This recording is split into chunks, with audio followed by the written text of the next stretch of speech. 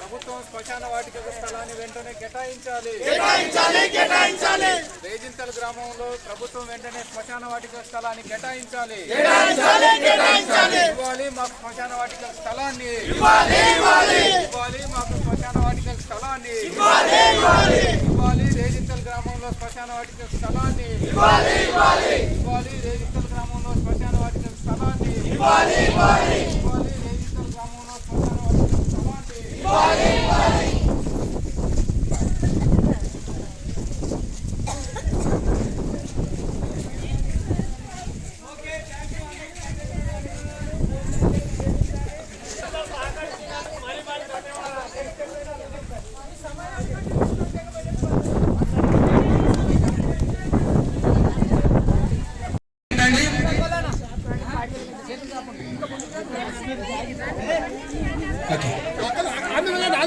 చేతులు ముంగడి కట్టండి. ఒకరినైతే ఒకరు పెట్టకుండా వాళ్ళ బ్లెస్సింగ్ కాదేది ప్రతిజ్ఞ.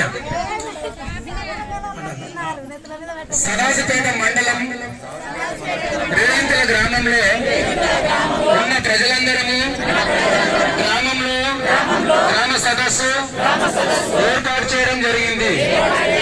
ఈ సదస్సులో ప్రజలందరూ పాల్గొన్నారు. శ్మశాన వాటిక స్థలం కేటాయించాలని సదస్సు తీర్మానం చేయడం జరిగింది. రేజింతల్ గ్రామంలో ఉన్న ప్రజలలో ఎవరైనా చనిపోతే కనీసం ఇల్లు పెట్టుకోవడానికి స్థలం లేదు. ఈ గ్రామంలో 1800 జనాభా ఉంది. చాలా మంది నిరుపేదలు భూమి లేకుండా కూలి పని చేసుకొని జీవనం సాగిస్తున్నారు. వారి ఇంట్లో ఎవరైనా చనిపోతే ఎక్కడ మట్టి చేయాలో తెలియని పరిస్థితి ఉంది. సదాశివపేట మండలానికి 3 కిలోమీటర్ల దూరంలో రేజింతల్ గ్రామం ఉంది. ఈ గ్రామ పరిధిలో 149 సర్వే నంబర్లో ప్రభుత్వ భూమి ఉంది. ఈ ప్రభుత్వ భూమిలో గ్రామ ప్రజలందరికీ శ్మశాన వాటిక స్థలం కేటాయించాలని గ్రామ ప్రజలందరూ ప్రతిజ్ఞ చేయడం జరిగింది.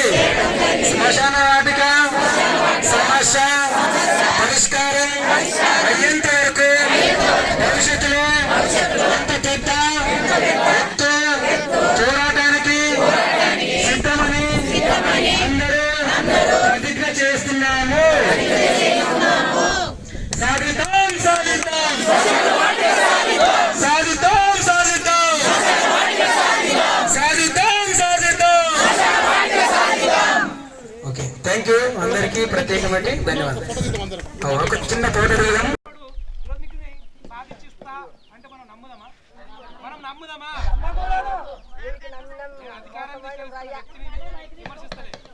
అధికారాన్ని ప్రశ్నిస్తున్నా కాబట్టి ఆలోచన చేయండి.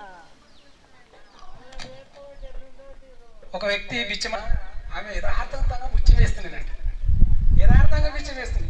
ఎందుకు ఒక రోజు అనుకోకుండా ఆమె లేకేయలేదు, మరి ఏమనుకున్నదో వేయలేదు. అక్కడక్కడే ఎప్పటికీ ఏదుకో ఒక ఆమె ఈమె ఎప్పుడు వచ్చిన వేస్తుంది. అప్పుడు ఎవరు ఏకపాయే ఈ ఎప్పటిదానికి వేసేదానికి దేని లెక్కకి ఏమొచ్చే చేటు పుట్టే. ఈ మాట ఎందుకు చెప్తున్నా అంటే సర్పంచ్ లేకపోయా లేడు సర్పంచ్ లేడు కాబట్టి లేడు.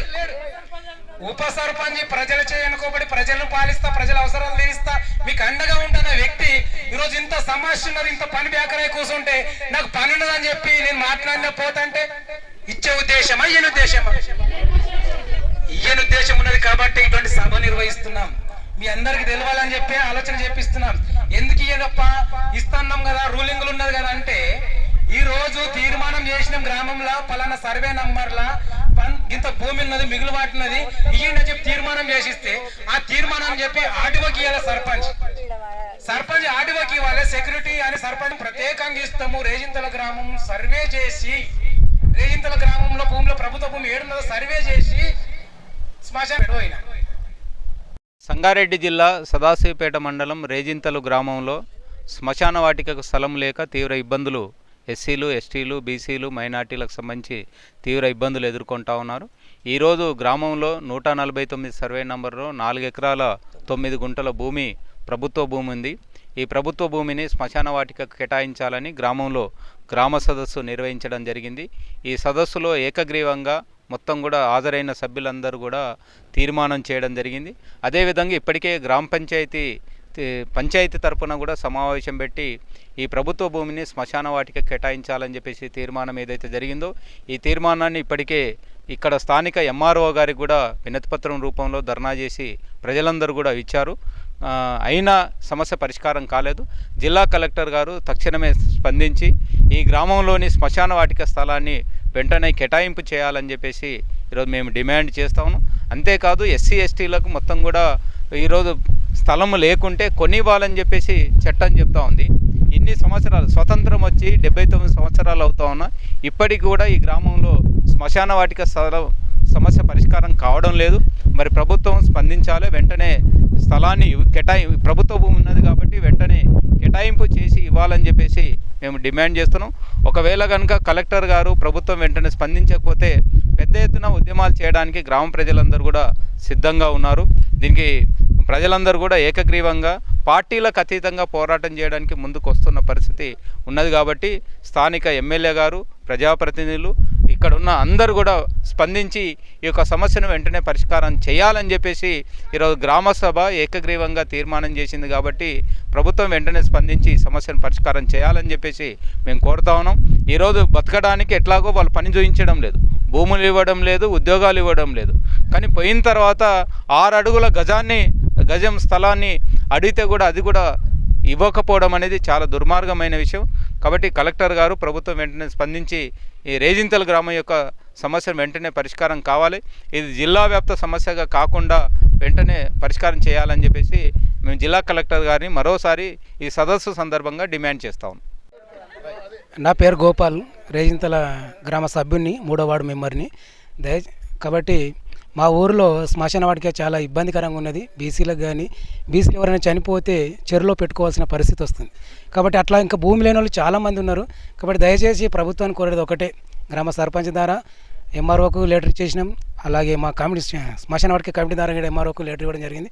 దయచేసి ఈ విషయాన్ని వెంటనే స్పందించి గ్రామ ప్రజలను దృష్టిలో ఉంచుకొని శ్మశాన వాటిక కేటాయించగలరని చెప్పి ప్రేమపూర్వకంగా కలెక్టర్గా కోరుతూ ఉన్నాం. మండలంలోని రేజింతల గ్రామం. నా పేరు భాస్కర్, నేను మాజీ ఎంపీటీసీని. అయితే గత 79 సంవత్సరాలైనా మా ఊరికి శ్మశాన వాటిక లేదు. దీన్ని విషయమై చాలాసార్లు అధికారులకు కలవడం జరిగింది. ప్రజాప్రతినిధులు కూడా మేము ప్రజాప్రతినిధులుగా ఉండి కూడా కలిసినాం, అడిగినాం. అయినా సమస్య పరిష్కారం కాలేదు. ఈరోజు ప్రజల సమక్షంలో ఈ సమస్య చాలా పెద్దగా అయింది కాబట్టి ఈ సమస్యని అధికారుల దృష్టికి తీసుకుపోవడం జరిగింది.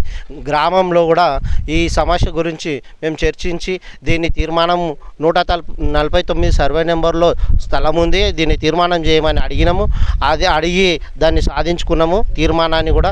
ఆ యొక్క తీర్మానాన్ని మేము ఇది భూమి 149 సర్వే నెంబర్లో ఉన్న భూమి ఎవరిది కాదు, అది ఒక గవర్నమెంట్ది. గవర్నమెంట్ అంటే ప్రజలకు ఆ భూమి ఇవ్వడానికి వీళ్ళకేం నొప్పి అని మేము ప్రజల సమక్షంలో నొప్పి అడుగుతున్నాము. ఈ యొక్క భూమి మా సాధించే వరకు మా గ్రామ ప్రజల సమక్షంలో వాళ్ళ తరపున మేము పోరాడతామని మేము హామీ ఇస్తున్నాం. మాది రేజింతల గ్రామం. నా పేరు లలిత. మాకు శ్మశాన వాటిక ఇదివరకు లేదు. మా గ్రామం అంతా మేము ముందుకు అయ్యి శ్మశాన వాటిక కావాలని కోరుతున్నాము. కలెక్టర్ గారు దీన్ని నిర్ణయం తీసుకొని మా గ్రామానికి ఇవ్వాలని నేను కోరుతున్నా. కావాలి, మాకు ఖచ్చితంగా కావాలి. మా గ్రామాన్ని మనసు మీద తీసుకొని శ్మశాన వాటిక మాకు ఖచ్చితంగా కావాలి అని కోరుతున్నాం. ఏడికైనా మేము సిద్ధమే. ఎర్రజెండా పార్టీగా మేము ఏడికైనా ముందుగా అడిగేస్తామని మాదొక ఉద్దేశం. అందరికీ నమస్కారం. నా పేరు ఏసమ్మ. మాది గ్రామం రేజింతలు. మా రేజింతల గ్రామంలో శ్మశాన వాటిక లేదు. ఈ భూములు లేని వాళ్ళు చాలామంది ఉన్నారు. ప్రభుత్వ భూమి ఉన్న కొట్టుకొని సాగు చేసుకొని బ్రతుకుతారేమనే ఉద్దేశం కూడా గవర్నమెంట్కి లేదు. కనీసము సమాధులు చేసుకోవడానికైనా స్థలం ఇస్తారేమంటే జాగాలు చూసుకొని రండి అన్నారు. జాగాలు చూసుకొని సర్వే నెంబర్తో సహా పోయిన కలెక్టర్ గారు కానీ ఎంఆర్ఓ కానీ దాన్ని స్పందించపోకుండా చాలా బాధాకరము. ఎంత ముందుకైనా పోవడానికి మేము సిద్ధం. నా పేరు మాది గ్రామం రేజింతల్, మండల సదాశివపేట, సంగారెడ్డి జిల్లా. మా గ్రామంలో శ్మశాన వాటిక లేదు. ప్రతి ఒక్కరికి కూడా ప్రతి ఊర్లో కూడా శ్మశాన వాటిక ఉంది. కానీ మా ఊర్లో లేనందుకు మాకు చాలా బాధాకరంగా ఉంది. కానీ కొంతమంది భూమిలో ఉన్న వాళ్ళు పెట్టుకుంటున్నారు, భూమి లేని వాళ్ళు కూడా చాలా కష్టంగా ఉంది. అందులో కూడా ఫస్ట్ నేనే ఉన్నా, ఏమి గుంట భూమి లేదని ఉన్నా. సమాధికి కూడా ఒక 6 అడుగులు జాగ లేదు నాకు కూడా. దానికోసం నా తరపు నుంచి కూడా నేను ముందుకు సాగుతా. లేదంటే మేము కలెక్టర్ కాదు కలెక్టర్ ఆఫీస్ కాడికి వచ్చి కూడా మేము మాట్లాడగలుగుతాం, లేదంటే ధర్నాలు చేయగలుగుతాం. అది కూడా ముందుకు సాధిస్తాం. నా పేరు ఎంఆర్పిఎస్ కవిత అంటారు. కవితలు అంటే 2 ఉన్నారు కాబట్టి ఎంఆర్పిఎస్ కవిత అని చెప్తున్నాను. మాది సాస్పేట్ మండల్ రేజింతల గ్రామంలో నేను ముక్కవల్ల ఎస్తేర్ అంటారు. శ్మశాన వాటిక కోసం ఎన్నో ప్రభుత్వాలు గెలిచినా మా పితరులు అడిగినరో అడగలేరో మాకు తెలియదు. కానీ ఇప్పటికి కూడా నేటి తరానికన్నా మా పిల్లల తరానికన్నా మాకు శ్మశాన వాటిక కావాలని. ఎందుకంటే ఈ దినము భూములున్నా పెట్టుకున్నా లేనటువంటి వాళ్ళు ఉన్నారు, ఉన్నటువంటి వాళ్ళు ఉన్నారు. ఉన్న కూడా ఒక 2 గుంటలు 3 గుంటల్లో ఉన్న భూముల్లో మేము బొందలు పెట్టుకున్నా కష్టం వచ్చి మా పిల్లలు అమ్ముకోవాలన్నా వాటిని కొనడానికి కూడా కొనేవాళ్ళు ఇష్టపడలేదు. ఎందుకంటే ఈ సమాధులు ఉన్న భూములు ఎవరు కొంటారని ఇప్పటి తరం ప్రభుత్వం కొనడం లేదు. ఒకవేళ ఇంకా వేరే వాళ్ళు కొన్నా కూడా ఆ బొందలను చూసి రేట్లు పెట్టడం లేదు. కానీ బొందలగడ్డ అనేది ప్రతి ఒక్కరి హక్కు. మరి మాకైతే మాత్రం ఖచ్చితంగా బొందలగడ్డ కావాలని. ఎందుకంటే ప్రభుత్వము ఒకవేళ ప్రభుత్వ భూమి ఉన్నా ఈ మా గ్రామంలో ఉన్నదని సర్వే చేసి మా పెద్దలు మాకు చెప్పారు. కాబట్టి మా పెద్దల ప్రకారమే ఒకవేళ మాకు ఆ భూమిని ఈ ప్రభుత్వం ద్వారా మాకు ఇప్పించాలని, మాకు ఈ సాయం చేయాలని కలెక్టర్ గారికి మనస్ఫూర్తిగా వందనాలు చెల్లిస్తూ శిరస్సు వంచి నమస్కారం చేస్తున్నా.